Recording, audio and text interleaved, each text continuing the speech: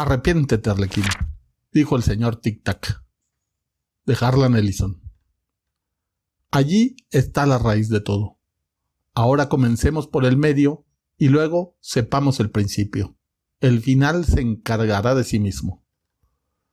Pero debido a que el mundo era precisamente así, precisamente como dejaron que llegase a ser, durante meses sus actividades no atrajeron la atención de los que mantienen la maquinaria funcionando normalmente, de los que engrasan con el mejor lubricante los resortes y muelles de la cultura. Solo cuando fue evidente que, de algún modo, vaya a saberse cómo, se había convertido en una celebridad, en una notoriedad, acaso en un héroe, sujeto a quien la oficialidad inevitablemente persigue, para un segmento emocionalmente perturbado de la población, solo entonces fueron a ver al señor Tic-Tac y a su maquinaria legal.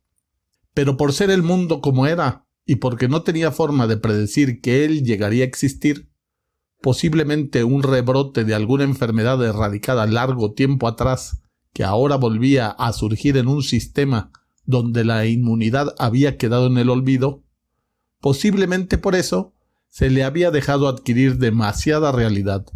Ya tenía forma y sustancia. Había adquirido una personalidad, algo que habían erradicado del sistema muchas décadas atrás, pero allí estaba, con su personalidad insoslayable y definida. En ciertos círculos de la clase media se le consideraba una vulgar ostentación, un anarquista de mal gusto, una vergüenza. En otros solo había risillas, los estratos donde el pensamiento se reducía a la forma y el ritual, a lo apropiado y conveniente. Pero más abajo, más abajo, donde la gente pedía santos y pecadores, pan y circo, héroes y villanos, se lo consideraba como un Bolívar, un Napoleón, un Robin Hood, un Dick Bong, haz de haces, un Jesús, un Jomo Kenyatta. Y arriba, donde cada temblor y vibración amenaza con arrancar a los ricos, poderosos y nobles de sus mástiles, se lo veía como a un peligro, como a un hereje, un rebelde o una desgracia. Se lo conocía en el fondo, en el centro, pero las reacciones importantes se producían mucho más arriba y por debajo, en la cúspide y en el extremo inferior. De modo que buscaron la carpeta con su expediente, su tarjeta de tiempo y su cardioplaca, y llevaron todo al despacho del señor Tic-Tac. El señor Tic-Tac, muy por encima del 1,80 m, adusto, un hombre suave y satisfecho cuando las cosas sucedían a su tiempo. Aún en los cubículos de la jerarquía, donde el temor se generaba pero pocas veces se sufría, lo llamaban el señor Tic-Tac. Pero nadie se lo decía ante la máscara. Uno no llama a un hombre con un mote aborrecido cuando detrás de su máscara ese hombre es capaz de revocar los minutos, las horas, los días y las noches, los años de su vida. En su presencia había que llamarlo maestro custodio del tiempo. Así era más seguro. Aquí dice que es, observó el señor Tic-Tac con genuina suavidad, pero no quién es. Esta tarjeta de tiempo que tengo en la mano izquierda contiene un nombre, pero es el nombre de lo que es, no de quién es. La cardioplaca que sostengo en la derecha también contiene un nombre, pero solo de lo que es, no de quién es. Para poder efectuar la debida revocación, necesito saber quién es este que es. Y dijo a sus funcionarios, a los fisgones, a los delatores, a los soplones, a los espías, a los mirones, ¿quién es este Arlequín? Ya no hablaba con voz tan suave. Parecía el tic-tac de un reloj. Sin embargo, nunca le había oído decir un discurso tan largo de un tirón. Ni los funcionarios, ni los fisgones, ni los delatores, ni los soplones, ni los espías. Los mirones no, porque casi nunca andaban por ahí y no sabían nada. Pero incluso ellos salieron disparados a averiguarlo. ¿Quién era el Arlequín? En lo alto, sobre el tercer nivel de la ciudad, se acurrucó sobre la plataforma vibrante de marco de aluminio de la aeronave. ¡Bah! Aeronave, las cosas que hay que oír. Es un aeropatín que parece una coctelera, barato y mal acabado. Y observó el minucioso diseño Mondrian de los edificios.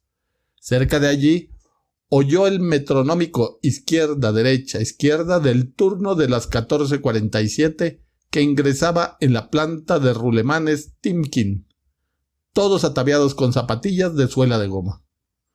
Precisamente un minuto después, oyó el derecha, algo más suave, del turno de las 5 que terminaba la jornada.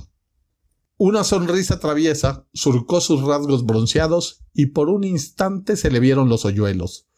Luego, mientras se rascaba la cabellera tupida y castaña, se encogió de hombros bajo el disfraz de bufón, como si se preparara para lo que vendría. Empujó el mando hacia adelante y se inclinó hacia el viento cuando la aeronave perdió altura. Casi rozó una acera, y con toda deliberación lo hizo descender 1 metro para arrugar las borlas de las peripuestas damas. Y tras meterse los pulgares en las inmensas orejas, asomó la lengua, miró hacia arriba y se burló de ellas sin ningún rubor. Se divirtió un poco. Una transeúnte perdió el equilibrio y cayó, lanzando paquetes a diestra y siniestra. Otra se mojó la ropa. Una tercera se desmayó y cayó de lado. La cinta peatonal se detuvo automáticamente cuando intervinieron los socorristas para resucitarla. Se divirtió otro poco. Luego giró sobre sí y se alejó montado en una ráfaga errante. ¡Hasta luego! Rodeó la cornisa del edificio de estudio sobre la traslación del tiempo y vio que el turno de empleados partía para abordar la cinta peatonal.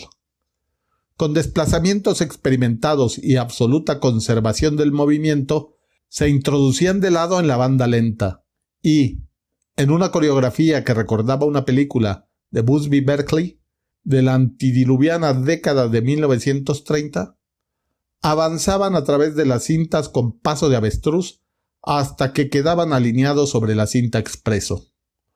Una vez más, expectante, dejó asomar la sonrisa del duende. En el lado izquierdo, al fondo, le faltaba una muela. Perdió altura, se abalanzó sobre ellos y barrió el aire sobre sus cabezas. Luego, apretujándose dentro de la aeronave, soltó las hebillas que aseguraban los extremos de los sacos de factura casera para que la carga no cayese antes de tiempo. A medida que las hebillas fueron abriéndose, mientras la aeronave pasaba sobre los obreros de la fábrica, $150,000 en pastillas de goma cayeron formando una cascada sobre la cinta expreso. Pastillas de goma. Miles de millones de caramelos púrpura, amarillos, verdes, con sabor a uva, fresa y menta, redondas, suaves, azucaradas por fuera, tiernas y carnosas por dentro, dulces y sabrosas. Saltando, sacudiéndose, rebotando, tintineando, repiqueteando, cayeron sobre las cabezas, los hombros, los cascos y las corazas de los obreros de la planta Timkin, ensordecedoras, saltarinas y resbaladizas sobre las cintas peatonales y bajo los pies, colmando el cielo con todos los tonos de la felicidad, la infancia y las vacaciones, cayendo copiosamente como una lluvia impenetrable, como una catarata sólida, como un torrente de color y dulzura que derramaba el firmamento para irrumpir en un universo de cordura y orden metronómico con la novedad medio lunática de lo inverosímil. Pastillas de goma. Los obreros del turno gritaron y rieron mientras los apedreaba el insólito granizo. Rompieron filas mientras las golosinas lograban abrirse paso por entre el mecanismo de las cintas. Se oyó un arañazo horripilante, como si millones de uñas rasparan 1.000.000 de pizarras. Después, algo que pareció una tos y un escupitajo. De pronto, las cintas se detuvieron y la gente salió disparada para aquí y para allá en un revuelo de piernas y brazos, mientras todo el mundo reía a mandíbula batiente y se arrojaba pastillas de colorines en la boca. Era una fiesta, una dicha, una absoluta locura, un regalo, pero el turno se retrasó 7 minutos. la gente regresó al hogar 7 minutos más tarde. El programa maestro llevaba un desfase de 7 minutos. Durante 7 minutos, las estimaciones de producción se retrasaron por culpa de las cintas peatonales detenidas. Él empujó la primera ficha de dominó de la hilera y una tras otra fueron cayendo las demás. Chic, chic, chic, chic. El sistema se alteró por valor de 7 minutos.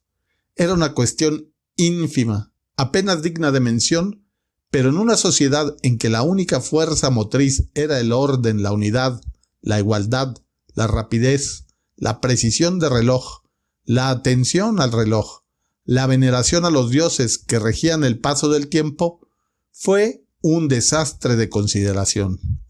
Así pues, le ordenaron que se presentara ante el señor Tic-Tac. La noticia fue transmitida por todos los canales de la red de comunicación. Se le ordenó que estuviese allí a las 7 en punto. Ellos esperaron y esperaron, pero él solo se presentó a las 10:30, hora en que se limitó a cantar una tonada sobre la luna en un sitio del que nadie había oído hablar, llamado Vermont, y volvió a desaparecer. Pero lo habían estado esperando desde las 7, y eso causó auténticos estragos en su programa, de modo que la pregunta siguió sin respuesta. ¿Quién era el Arlequín?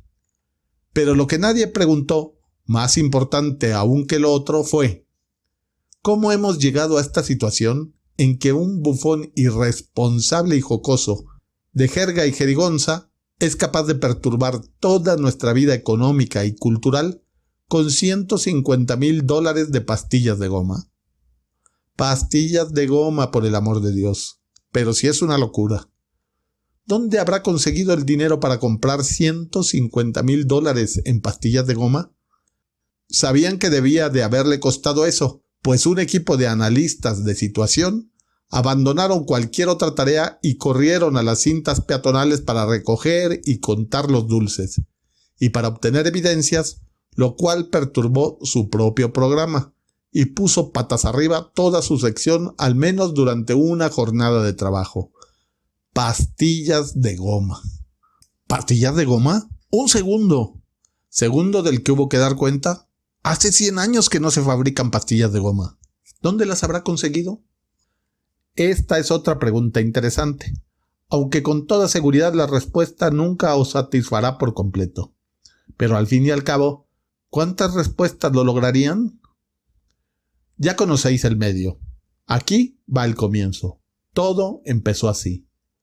Un dietario, día por día, 1 por página, 9 a.m., abrir la correspondencia, 9:45, cita con la comisión de planteamiento, 10:30, analizar con JL los diagramas de progreso en la instalación, 11:45, orar para que llueva, 12, almuerzo, etcétera, etcétera. Lo siento, señorita Grant, pero la hora para las entrevistas se fijó a las 14:30 y ya son casi las 5. Lamento que se haya retrasado, pero así son las reglas. Tendrá que esperar hasta el próximo año para poder presentar la solicitud de ingreso en este colegio, etcétera, etcétera. El tren local de las 10:10 tiene paradas en Cresthaven, Galesville, Tonawanda Junction, Selby y Farnhurst, pero no en Indiana City, Lucasville y Colton, salvo los domingos. El expreso de las 10:35 para en Galesville, Selby e Indiana City, salvo los domingos y feriados, días en los cuales para en etcétera, etcétera. No puede esperarte, Fred. Tenía que estar en casa de Pierre Cartain a las 15:00 y tú dijiste que nos encontraríamos bajo el reloj de la terminal a las 14:45. Como no estabas allí, me fui. Siempre llegas tarde, Fred. Si hubieras estado a la hora convenida, habríamos podido arreglar el asunto juntos. Pero como no llegaste junto, pues tuve que hacer el encargo solo a mi nombre, etcétera, etcétera.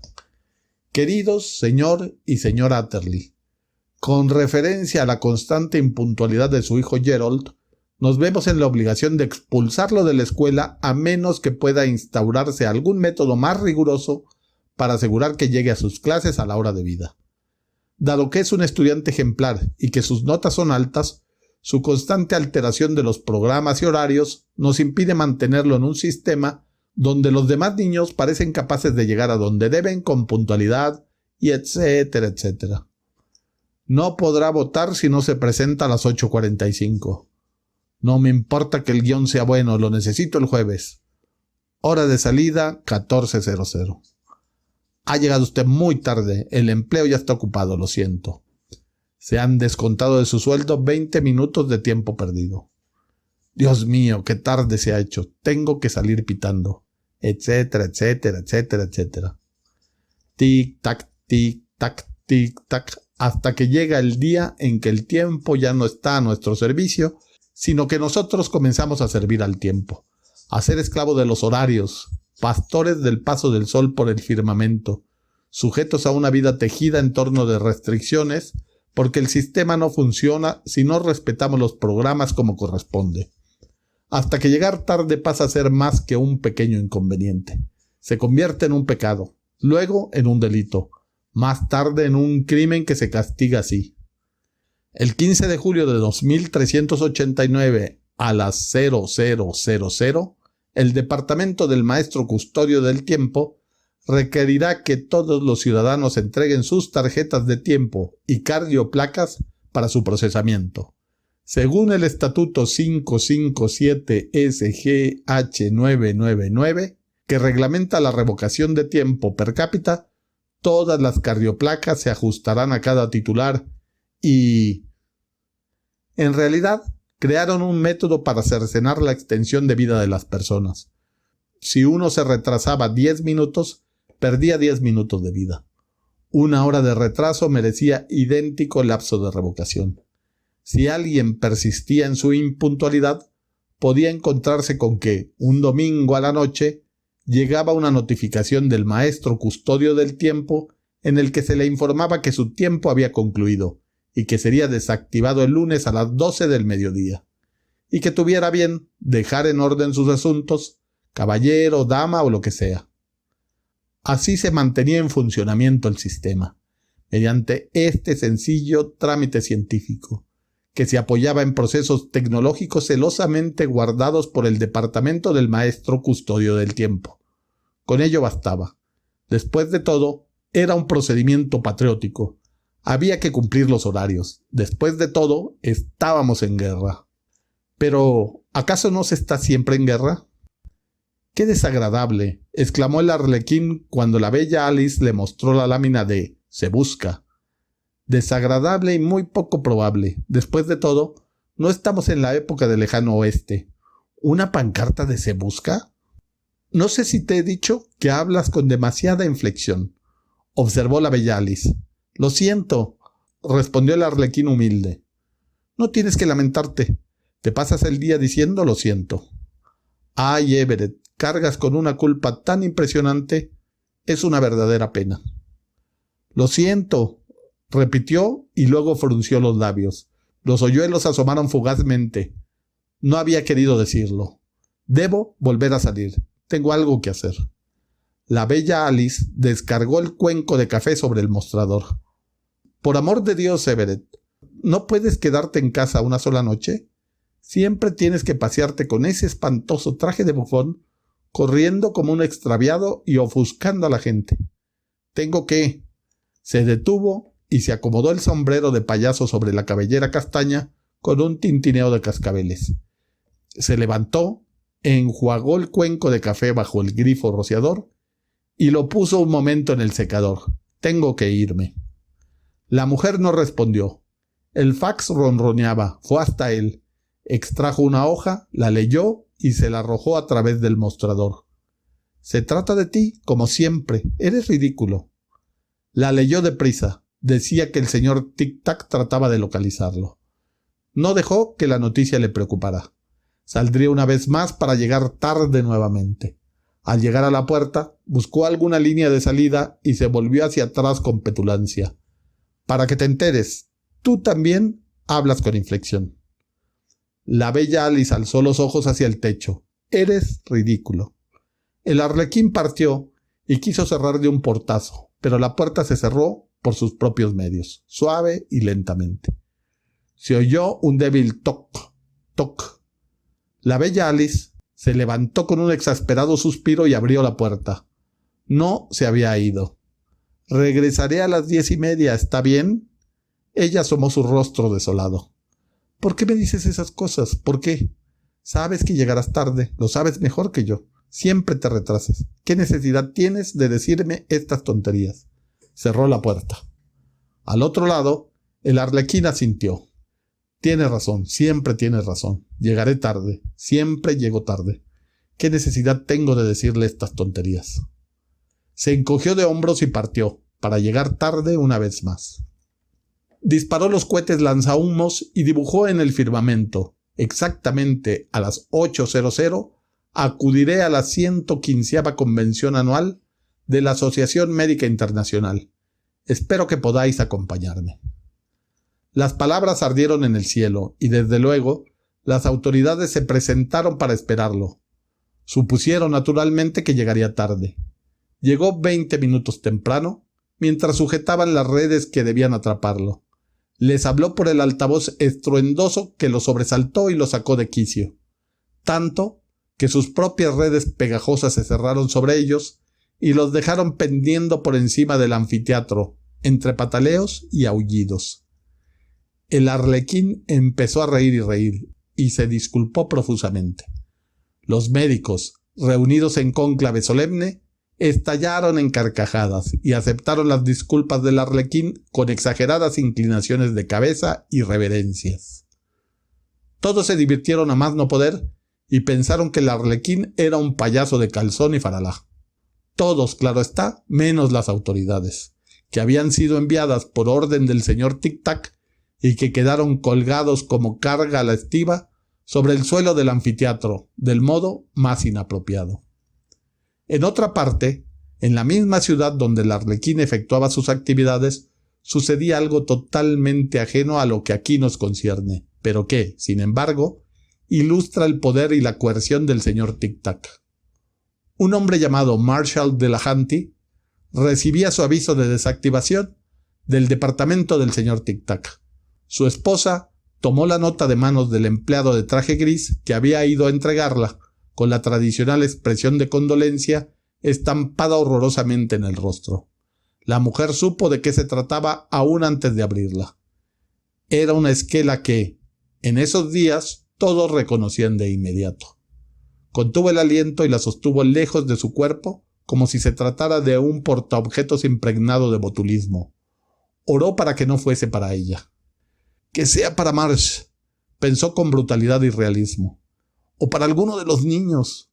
Pero no para mí. Dios santo, por favor, que no sea para mí». Entonces la abrió y era para Marsh. La mujer sintió alivio y espanto al mismo tiempo. La bala había dado al soldado de atrás. «Marshall», gritó, «Marshall, te desactivarán, Marshall. Ay, Dios mío, Marshall. ¿Qué haremos, Marshall? ¿Qué haremos, Dios mío?» Y esa noche, en su casa, se oyó el ruido del papel hecho trizas y el ruido del miedo, y por las chimeneas solo subió el olor a desesperación. No había nada, absolutamente nada, que pudieran hacer. Pero Marshall Delahanty trató de escapar, y al día siguiente, bien temprano, cuando llegó el momento de la desactivación, estaba en lo más profundo del bosque canadiense a 320 kilómetros de allí. El departamento del señor Tic-Tac desactivó su cardioplaca y Marshall Delahanty se hincó doblado en dos mientras corría. El corazón se le detuvo y la sangre se secó durante el trayecto al cerebro. Se murió.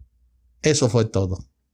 Sobre el mapa que había en el departamento del maestro custodio del tiempo se extinguió una lucecita, mientras la notificación entraba en proceso para ser reproducida por un facsímil. El nombre de Georgette Delahanty fue sumado a la lista de los beneficiarios con el socorro asistencial hasta que pudiera volver a casarse. Con esto termina la digresión y todo lo que había que aclarar. Pero no os riáis, pues es lo que le sucedería al arlequín si alguna vez el señor Tic-Tac descubría su nombre verdadero. No tenía nada de gracioso. El nivel comercial de la ciudad brillaba, abigarrado con los colores que la gente usaba los jueves para ir de compras. Mujeres con túnicas amarillo canario y hombres con trajes pseudo-tirolés, de cuero y color jade, que le sentaban muy ajustados, salvo por los pantalones bombachos. Cuando el Arlequín apareció en la cúpula, aún en construcción del nuevo centro de compras eficientes, con el altavoz sobre los labios sonrientes, todos lo señalaron, boquiabiertos, pero él los amonestó. ¿Por qué dejan que los manden como esclavos? ¿Por qué dejan que los hagan correr y apresurar como hormigas? Tómense su tiempo, entreténganse por ahí un rato, disfruten del sol, de la brisa, dejen que la vida los conduzca a su propio ritmo. No sean esclavos del tiempo, es una forma diabólica de morir lentamente, poco a poco. ¡Fuera el señor Tic-Tac! ¿Quién será ese lunático? Se preguntaron casi todos los clientes. ¿Quién será ese loco? ¡Ay, Dios! Debo darme mucha prisa o llegaré tarde. Los obreros que trabajaban en la cúpula del centro comercial recibieron un aviso del maestro custodio del tiempo. En él se les decía que el peligroso criminal conocido como Arlequín se encontraba en lo alto de la torrecilla y que debían prestar su ayuda con suma urgencia para capturarlo. Los obreros se negaron. Perderían tiempo previsto para el programa de la construcción. Pero el señor Tic-Tac se las arregló para mover los hilos gubernamentales precisos. Se les ordenó que dejaran el trabajo y que atraparan a ese loco que había en la torre, a través de un altavoz. Así pues, unos 12 hombres robustos comenzaron a trepar por los andamios, con las placas antigravedad hacia el Arlequín. Después del desorden desastroso, durante el cual no hubo víctimas graves, gracias a la consideración del Arlequín por la seguridad personal, los obreros trataron de organizarse y apresarlo, pero fue demasiado tarde, se había esfumado. Con todo, logró atraer a una multitud nada desdeñable y el ciclo de compras previsto se demoró durante horas y horas. Así, las demandas de compras del sistema se vieron retrasadas y hubo que tomar medidas para acelerar el ciclo durante el resto de la jornada. Pero como el primer ciclo se retrasó y luego se adelantó, se vendieron demasiadas válvulas de flotador y no suficientes cojinetes, lo cual provocó un fallo en las estimaciones, lo cual a su vez hizo necesario enviar cajas y más cajas de Smash Zero perecedero a tiendas que por lo general solo necesitaban una cada 3 o 4 horas. Los envíos se trastocaron, en los transbordos se confundieron los destinos y por fin hasta la industria de los aeropatines sufrió las consecuencias. No vuelvan hasta que no lo hayan capturado, dijo el señor Tic-Tac con voz muy serena, muy sincera, extremadamente peligrosa. Usaron perros, usaron sondas, usaron entrecruzamientos de cardioplacas, usaron señuelos, usaron el soborno, usaron la delación, usaron la intimidación, usaron tormentos, usaron torturas, usaron servicios de bribones y de policías, usaron pesquisas, usaron celadas, usaron incentivos, usaron huellas dactilares, usaron el sistema Bertillón, usaron astucias, culpas y traiciones, usaron a Raúl Mitong, pero no le sirvió de gran cosa. Usaron la ciencia aplicada, usaron técnicas de criminología. ¿Y qué demonios? Al final lo atraparon. Al fin de cuentas, su nombre era Everett C. Marm. Y no era gran cosa, solo un hombre sin sentido del tiempo. «Arrepiéntete, Arlequín», dijo el señor Tic-Tac. «Vete a la porra», dijo el Arlequín desdeñoso. «Tus retrasos suman un total de 63 años, 5 meses, 3 semanas, 2 días, 12 horas, 41 minutos, 59 segundos, .03611 microsegundos. Has empleado todo lo que tenías y más aún. Voy a desactivarte. Vete a asustar a otro. Prefiero morir antes que vivir en un mundo opaco con un hombre del saco como tú. Es mi trabajo. Eres un tirano. No tienes derecho a mandar a las personas como si fueran esclavos y a matarlas cuando llegan tarde. No puedes adaptarte, no encajas en el sistema. Suéltame y verás cómo te encajo el puño contra los dientes.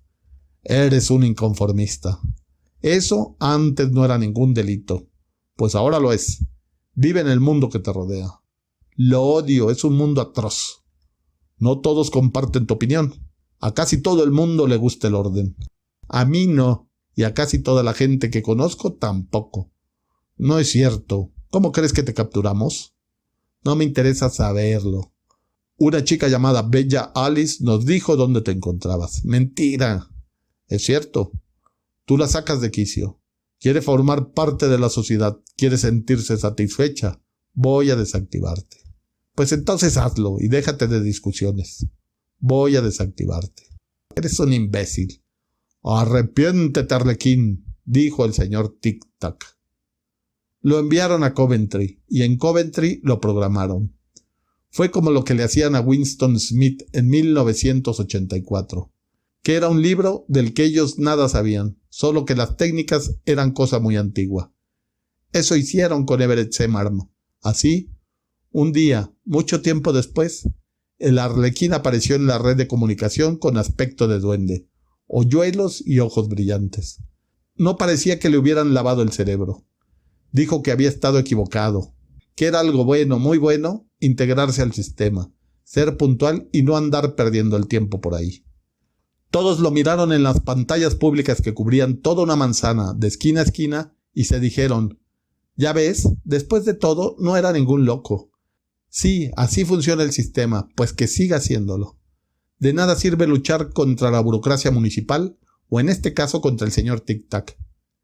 De modo que Everett C. Marm fue destruido, lo cual fue una verdadera lástima por lo que Thoreau dijo antes. Pero nadie puede hacer una tortilla sin romper los huevos. Y en toda revolución mueren unos cuantos que no lo merecen. Así va la cosa. A veces sucede y uno se conforma solo con poder imponer un pequeño cambio. O para decirlo más explícitamente, perdóneme señor, no sé cómo decírselo, pero ha llegado 3 minutos tarde.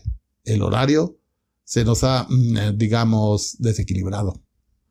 Sonrió con aire avergonzado. Ridículo, murmuró el señor Tic-Tac por detrás de la máscara. Haga revisar su reloj. Y se marchó a su oficina de lo más... Harlan Ellison nació en Cleveland, Estados Unidos en 1934 y murió en Los Ángeles en el año de 2018. Fue un escritor muy prolífico, llegando a crear más de 1,700 obras, sobre todo dentro de los géneros narrativos. Se especializó en relatos de fantasía, terror y ciencia ficción. Sus obras más notables son Arrepiéntete, Arlequín, dijo el señor Tic-Tac, y No tengo boca y debo gritar. En el cuento Arrepiéntete, Arlequín, dijo el señor Tic-Tac, Ellison narra la historia de un valiente revolucionario del futuro, un verdadero luchador por la libertad, que desea liberar al mundo del más terrible opresor, el tiempo.